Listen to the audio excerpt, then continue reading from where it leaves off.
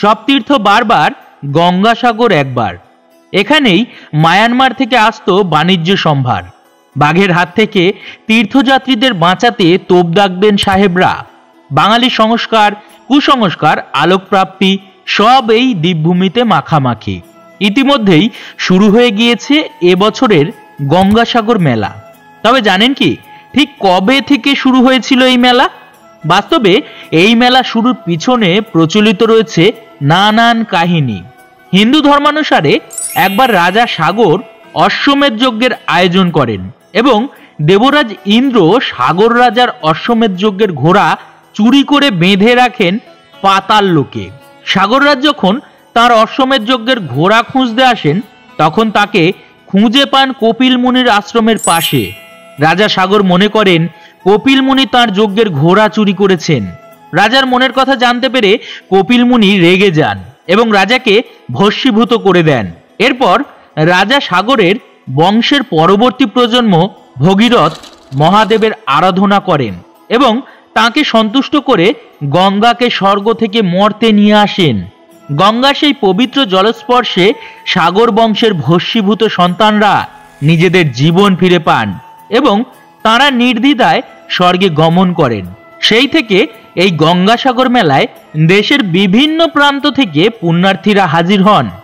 গঙ্গাসাগরে ডুব দিলে সমস্ত পাপ ধুয়ে তাঁরা স্বর্গে যেতে পারবেন বলে মনে করেন। সেই কারণেই কথিত যে সব তীর্থ বারবার, গঙ্গাসাগর একবার। মা গঙ্গা হিন্দু ধর্মানুসারে পবিত্রতম নদী। বলা হয় যে তার কোলে একটি পবিত্র ডুব আপনার সমস্ত পাপ স্খলন করে। গঙ্গাসাগর মেলা শীতকালে অনুষ্ঠিত হয়। গঙ্গার জল সাথে ঠান্ডা হাওয়া, কিন্তু ভক্তরা তবু এই ঠান্ডা জলে ডুব দেয়। তারা বিশ্বাস করেন এটি বছরের সবচেয়ে শুভ দিন।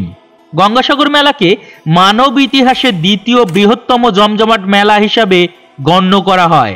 এক্ষেত্রে উল্লেখ্য, কুম্ভ মেলায় ভারতের সর্বাধিক সংখ্যক তীর্থযাত্রী থাকে বলে মনে করা হয়। বাংলার প্রাচীনতম ও বৃহত্তম এক মহাতীর্থ হল গঙ্গাসাগর, যার উল্লেখ ভারতীয় মহাকাব্য রামায়ণ ও মহাভারতে পাওয়া যায়।